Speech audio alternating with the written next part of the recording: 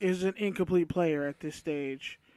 Like, I give them credit for, but honestly, what I don't give them credit for is how they bossed the 6th round and on. Because they could have got Tyrell Crosby, who was actually pretty good, playing for the Lions. They could have got Marquez Valdez-Scantling, who's pretty much like the second receiver for the Packers right now, and Equinemius St. Brown, and they missed out on that punter, and they missed out on that Leon Jacobs out of Jacksonville, who played for Wisconsin. And like ran a 4.48 and could have helped them on multiple fronts on defense. Yeah, they missed out on a lot of backup that they actually needed. They needed another receiver to draft and develop, and they didn't take him. They just depended on a bunch of practice squad guys and Seth Roberts, stone hands, having ass. So, shout out to Keith. We'll talk about what's popping for the 100th episode later. But yeah, when it comes to the Rams, I mean not the Rams, the Raiders. And their picks, and you can see John Gruden's philosophy. He wants people who will like just be robots in his scheme, just cogs in his scheme, and he's the puppet master. That's why it's like there's this weird. It's like they're breaking Derek Carr to build him back up. It's weird. That's why I said. But he's earlier, a grown ass man who's had kids since he got like kids and shit, bro. 19. And His he's kid, been being groomed to be a QB since he was 13. He was a pudgy kid from Bakersfield. One of his kids actually almost died when he was in college. Like, they did a whole piece on it. Like, he's been through shit. He's mentally tough. He can handle it. But here's where I bring in Star Wars. Because I said earlier, I was like, John Gruden is Kylo Ren. Forget the past. Burn it all. Destroy everything. He's pretty much destroying any mention of Khalil Mack, Amari Cooper, any player that Reggie McKenzie drafted. Reggie McKenzie's pretty much Lando Calrissian because he's just being fucking spineless and sitting in the background, going along with everything. Once they traded Mack, he's like, "Fuck it, you traded away my baby." The best thing I ever did. The best thing I ever did. Trade everybody else. I don't care. Shit, Carr was a 2nd round pick. You can trade his ass too. I don't care. He knows he's short for this. Lando's gonna be gone. So. You look at Carr. He was singing at the press conference like someone was in the back playing with teacups. That's why he's Lando, because Lando's a fucking turncoat. He turned on Han Solo, but I'm gonna get to that. So, what's his face? Carr is pretty much Rae. She's like everyone thought she was the chosen one. He had all this natural ability coming out. Seemed like a perfect fit. Was turning the corner for them. And then just hit a bunch of roadblocks and getting his ass kicked. And now everybody's uncertain about him. And it's like the same way we felt after that last Star Wars movie. Like, is Rae the chosen one? Or is it that kid that they left on Tatooine or whatever the fuck? Or whatever that planet was. That's kind of what Derek Carr is. We don't know what he could be. He could either be a bridge to something better or a bargaining chip or just somebody that's really good that's waiting in the wings. Like, I thought about it like he's not the franchise quarterback that we want him to be. But he could still be a franchise quarterback. And he still brings a lot to the table. And you said but maybe not everything that you would want to the table. And you did say that was a perfect explanation. Yeah, that's how I was seeing it when you said it. It's like, yeah, like you watch it and you're like, really? This is the chosen one? And but then he's talented. But by the end, you're like, okay, I can see it. There's a new hope. There's some traits in there. There's a new hope. It can be molded. It can be built up, Yeah, and then you have Mark Davis. But then at the same time, you're like, wait, this is really my hope again? And then you're just like trapped in the circle of benign uncertain abyss. Because I feel like Gruden and Carr could be the perfect match. Yeah, Gruden and Carr, because Gruden is Kylo. Carr is Rae, who like already had his own thing going. But like the two of them teamed up together are unstoppable. That's why he's literally having the best career of his life. 71.7% completing of passes and like I think yards per game. Yeah, for 4 yards a throw.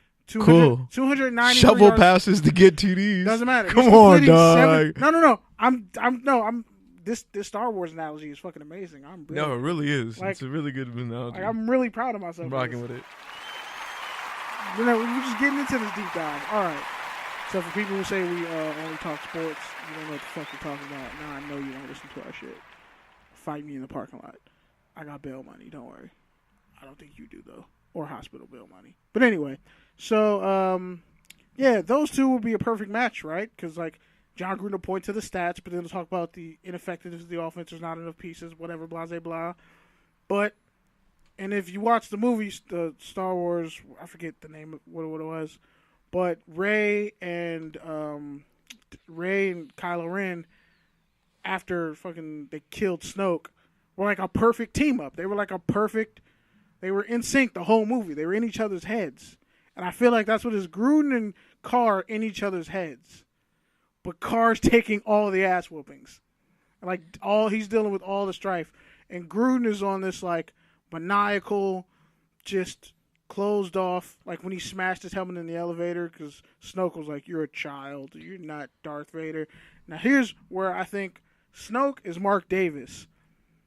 Like he represents a piece of the old guard, but a new direction. And I feel like Gruden. It's weird because I feel like there's still Al Davis's legacy, as in like that's Al Davis's son, but he's not really Al Davis. He's something outside of the norm, but he still has his own presence, and we don't really know what that is. And with the Vegas move and all that shit, like some people already see him as sinister. So that's why I said Snoke would be Mark Davis. Now, all right, so let me pull you out. Let me pull you out of your nerd wormhole. No, quick. I'm almost done. No, hold on. You can this. finish after. Let me just pull it out and bring it back to reality. Pause, Nick. And then you can talk about it. Pause. I thought we banned pause from this podcast. No, you said let me pull it out. What the fuck is wrong with you? Pause. I'm using a meta. You're the one over here comparing football to Star Wars, and I'm bad.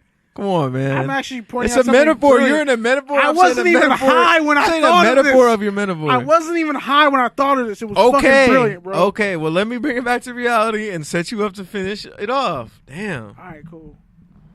All I was going to say is... Watch your phrasing. Shout out to Archer. I read 2 columns this week. One of them was pretty much saying what you're saying about Mark Davis and about how this dude has pretty much leveraged his whole entire franchise in this move to Vegas. I think he owes the NFL like $1.5 billion, and the franchise is only worth about 1.42 right now in Oakland. When they move to Vegas, they'll be worth 2.5 or 2.6. Probably 5 in like 10 years. But that's assuming everything goes well. That's assuming that they actually have a decent team, which the column I was reading, another one was pointing out, John Gruden, despite being billed as our folk hero, our prodigal son returning home to the Oakland Raiders, despite him being marketed that way, he blatantly pointed out he works for the Raiders, not the Oakland Raiders. And these moves are clearly showing that his head is already 2 seasons or 1 season away. And pretty much bringing it back to the first column I read, which was mostly about Mark Davis, was just kind of saying it's really ironic because at first we thought Mark Davis was going to be a little bit different. But now he's already flexing his muscle by giving this coach all this money because that's who he wanted. And Gruden taking the money because he's desperate. And pretty much doing whatever the fuck he wants like his dad would have done. So really, it's kind of ironic and somewhat sinister. Yeah. Amy Trask, I just said, was Maz Kanata.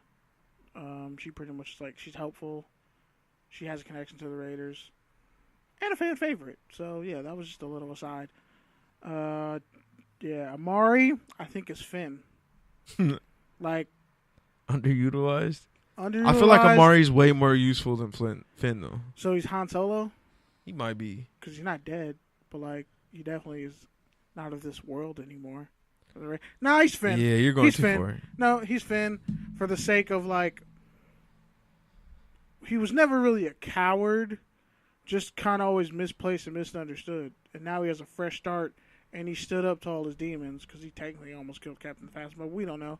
But he essentially, he has a fresh start now in Dallas. He's the man now. He has a whole new supporting cast. That Asian chick is pretty much his girlfriend at the end of the movie.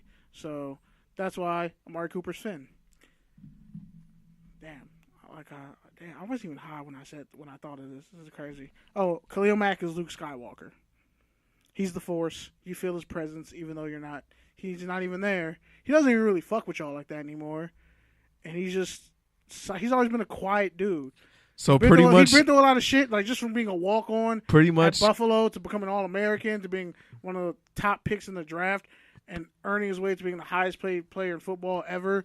He's a fucking OG now. You don't want to fuck with him, and he pops back up and he's like, "I got this shit. Everybody, relax." Pretty much, Gruden is gonna trade 3 first-round picks for him.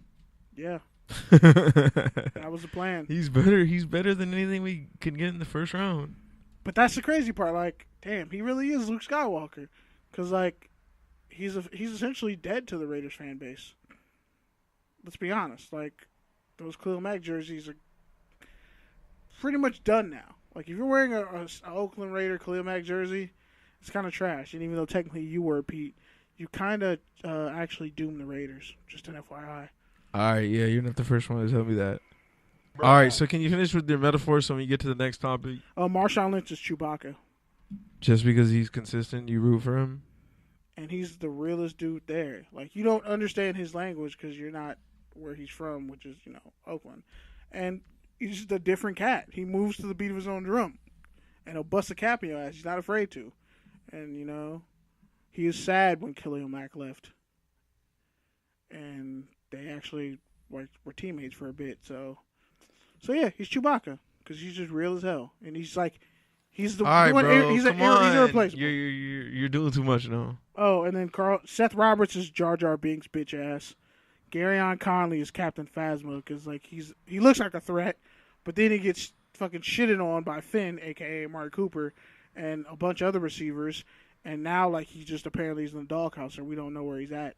He's just gone, and then. Las Vegas represents that casino, that planet that Finn and his Asian girlfriend were on. Like, we're just a casino planet, and they're funding the Republic and the Resistance. They fund both sides of the war.